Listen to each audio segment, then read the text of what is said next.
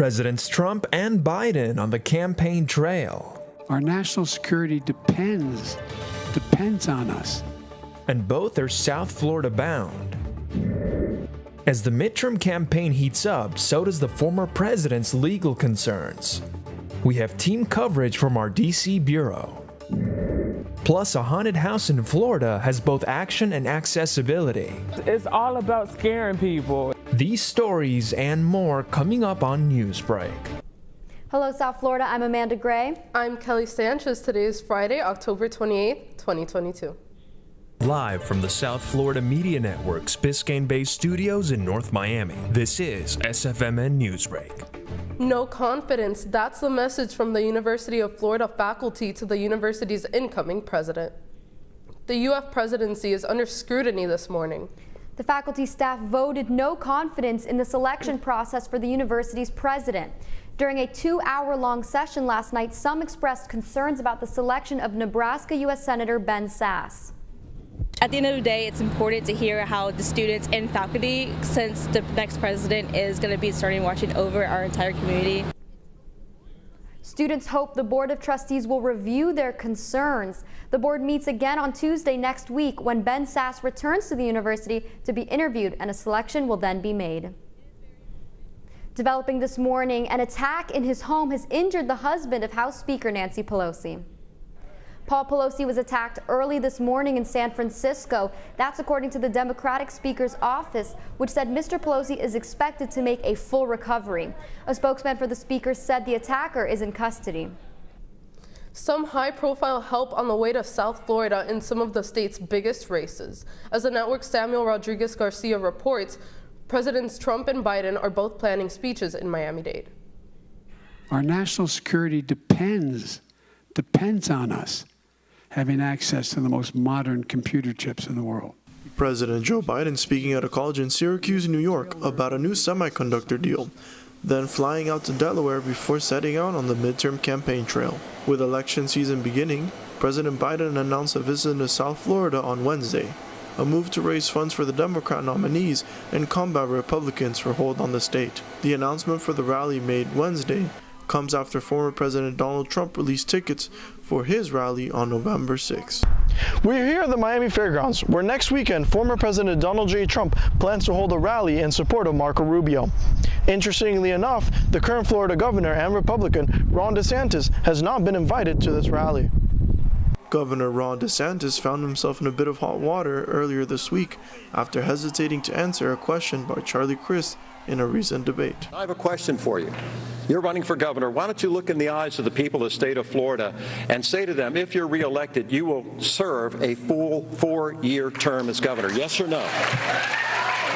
Well, listen, I know that Charlie's interested in talking about 2024 and Joe Biden, but I just want to make things very, very clear. The only worn-out old donkey I'm looking to put out to pasture is Charlie Crist. Samuel Rodriguez reporting for the South Florida Media Network. Stay with the South Florida Media Network for coverage on both President Biden's visit on Tuesday and former President Trump's visit next Sunday. Meanwhile, the former president is also dealing with legal trouble this morning. We have team coverage from our DC bureau, beginning with the network's Lydia Delgado. Jurors will determine in the New York State Supreme Court if the Trump Organization did indeed take part in an alleged 15-year scheme involving paying executives with off-the-book benefits, such as luxury cars and private school tuition. The New York Post reported that out of 18 potential jurors questioned earlier this week, 11 were dismissed after expressing a strong dislike of the former president. Finally, 12 were selected Thursday. Trump's company faces 9 charges, including tax fraud, conspiracy, and falsifying business records. Jurors will hear from Trump's longtime chief financial officer, Alan Weisselberg, who this summer pleaded guilty to 15 felony counts. He will be the star witness. The company can't go to jail, but this can be very, very problematic for his company. The Trump Organization has pleaded not guilty, and Trump himself is not expected to testify or attend court proceedings. However, Trump could still face criminal charges. Is not personally charged. I don't expect that that's going to change, although it obviously could. This criminal trial is separate from the New York State Attorney General's civil lawsuit that says Trump, the Trump Organization, and his 3 oldest children allegedly misrepresented assets to get favorable loan rates and tax benefits. This trial is expected to last until early December and comes as Trump faces several other investigations. Reporter Michelle Morris has more details. Yes, Lydia, and that's not the only thing the former president has recently been in headlines for. And as days go by, his legal issues continue to pile up. Presidents have been both requested and subpoenaed to appear before Congress in the past, but these circumstances are different because of the historic nature of former President Trump's action. The 45th president was subpoenaed by the committee investigating the January 6th insurrection. Committee Chair Benny Thompson and Vice Chair Liz Cheney explained in the cover letter to Trump that they have assembled overwhelming evidence, including from dozens of your former appointees and staff, that you personally orchestrated and oversaw a multi-part effort to overturn the 2020 presidential election and obstruct the peaceful transition of power. We are going to proceed in terms of the questioning of the former president under oath. It may take multiple days. And it will be done with a level of rigor and discipline and seriousness that it deserves. He's not going to turn this into a circus. This isn't going to be, his first debate against Joe Biden and the circus and the food fight that became. This is far too serious set of issues. Also, keep in mind, just a couple of months ago, the FBI raided the former president's Mar-a-Lago estate. Some of the classified documents recovered allegedly include sensitive intelligence regarding Iran and China, which could possibly result in a federal indictment. And Trump continues to criticize the committee's work. They broke into my house, and they should give me immediately back everything that they've taken from me, because it's mine. It's mine. Trump's lawyers have accepted the subpoena, and now the former president and his legal team have until November 4th to turn over any documents sought out in the subpoena and until November 14th to testify at a deposition. In Washington, D.C., reporting for South Florida Media Network, Michelle Morris. As early voting continues throughout Florida, Miami-Dade County Elections Department took to Twitter to remind voters of an important deadline. The deadline to request a vote by mail ballot in Miami-Dade is tomorrow, October 29th by 5 p.m. Your request must include your name, signature, date of birth, address, and a Florida identification card or your social security number. Yesterday, the world's richest man sealed the $44 billion deal to own Twitter. Tech giant Elon Musk took to Twitter yesterday to confirm his acquisition of the app. Musk began his Twitter ownership by allegedly firing top executives of the social media network, including the chief executive. Many are concerned about what changes the self-proclaimed free speech absolutist will bring to Twitter. U.S. pediatric hospitals are near capacity as RSV cases spike across the country. According to data from the U.S. Department of Health and Human Services, pediatric hospital beds are more full now than at any time in the past 2 years, and flu season is looming. As the network's Alexa Velez reports, doctors fear the health risks could worsen in the coming weeks.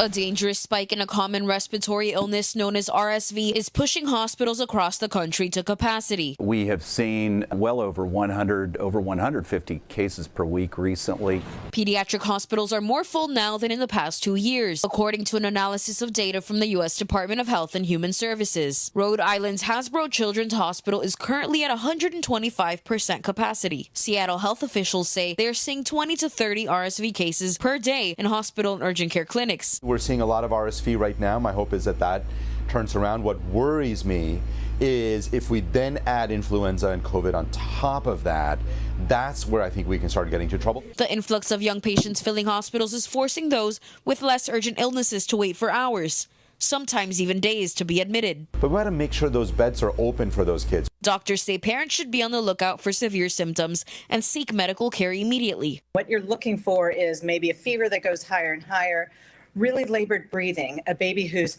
huffing and puffing, looking like they just ran a mile or crawled a mile. If they're grunting like, if their lips are turning blue, or if they're just so lethargic because they can't get enough air into their bodies. I'm Alexa Velez reporting for the South Florida Media Network. A program at Broward Animal Services allows you to take a dog on an outing without committing to an adoption. The network's Vanessa Garcia has more this morning on the Broward Buddies program. The Broward County Animal Care offers the Broward Buddies program. where volunteers are able to sign up to help improve the lives of sheltered dogs that are in need of a home. Well, the Broward Buddies program has been very successful. It's been going on for 4 years. It's a one-of-a-kind program here at the shelter. No other shelter out in South Florida does this program, just us. The exact motive of this program is to enrich our shelter dogs through exercise and mental stimulation. The program allows volunteers to set a date and take a dog out of the shelter for the day, which gives them the chance to interact with the community at parks, restaurants, and many more locations. Volunteers build companionship with these animals, allowing them to roam freely outside of the kennels for a couple of hours, creating awareness about the facility and spreading the word on the importance of fostering a dog. The program is just, it's made me feel so much better. You know, giving back to the community, it enriches your life as a whole, just, you know, gives you that, you know, warm, fuzzy feeling that you're looking for. The community has been impacted greatly. Most of these dogs that we are able to take out for the day, a lot of them are ended up adopted. Sometimes the same day we've been able to get these dogs adopted. While the Broward Buddy is outdoors, the volunteers carry Broward Buddies business cards in case someone's looking into adopting the pet or seeking their information. The number of abandoned dogs increases every day, but the Broward Buddies is a program where dogs will not have to feel alone anymore. For more information and learning how to volunteer, you can visit www.broward.org. This is Vanessa Garcia reporting for the South Florida Media Network. A sad morning for South Florida sports fans after both the Miami Heat and the Florida Panthers lost road games. After falling to the Golden State Warriors 123-110 last night, Miami is just 2-4 in the season. After losing to the Philadelphia Flyers 4-3, the Panthers slipped to 4 wins, 3 losses, and a tie. Both play afternoon games tomorrow. One South Florida city is protecting against hair discrimination. That's still ahead, and so is the story.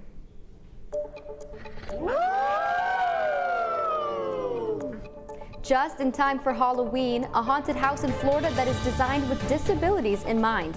Newsbreak will be back in 2 minutes. Type 2 diabetes can have a big impact on your life. But how can it be prevented? Well, the first step is knowing if you have something called prediabetes. Take the 1-minute risk test today at doihaveprediabetes.org. I know kids worry about a lot of things. Getting enough food to eat shouldn't be one of them. Through a nationwide network of food banks, Feeding America serves virtually every community in the United States. See how you can help your community. Visit feedingamerica.org.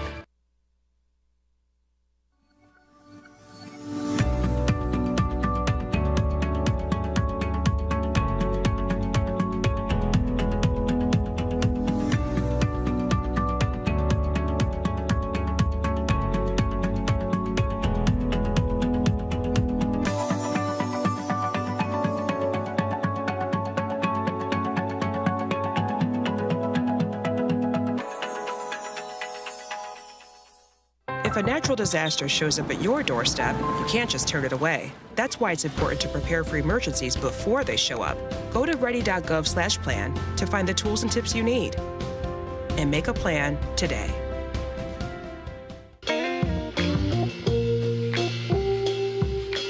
You really have done as much for us as you think we've done for you.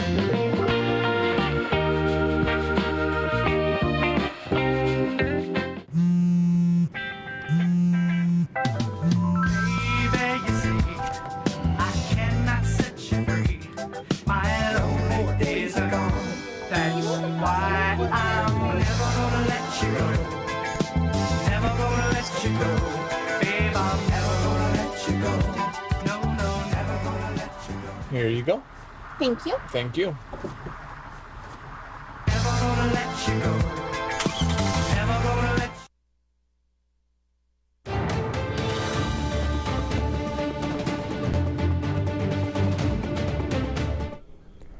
Haunts and Help. It's a Halloween attraction in Florida with a special emphasis on access. Today we get a sneak peek of a haunted house attraction near Tampa that is created by adults with developmental disabilities. At the Park Center for Disabilities in St. Petersburg, the Vice President of Adult Community Programs says preparing for the annual haunted house adds life skills for everyone. An awesome team building experience. It has a social component to it. There's a lot of organizing that's going on. There's a lot of planning that has to happen. There's a lot of inventory lists that we have to make, and our participants are taking an active role in that. Rothy says the best part of planning is that the participants talk about the experience all year long. The haunted house opens this Halloween weekend. New legislation passed at Miami Beach ensuring that everyone is protected from hair discrimination. On Wednesday, the City Commission unanimously passed an ordinance that bans discrimination on the basis of someone's texture or style of hair. Miami Beach is the latest city to adopt these new protections, which specifically fights race-based hair discrimination when seeking housing, employment, and use of Miami Beach facilities. One of our very own winning the best of the show. Freshman Esteban Rodriguez won a scholarship for his horror comedy film, Slumber Symposium. Latino Art Beat is a national nonprofit that offers an annual visual arts competition, giving young artists award opportunities. That's all the time we have for Newsbreak. I'm Kelly Sanchez. I'm Amanda Gray. Get more news anytime at sfmn.fiu.edu.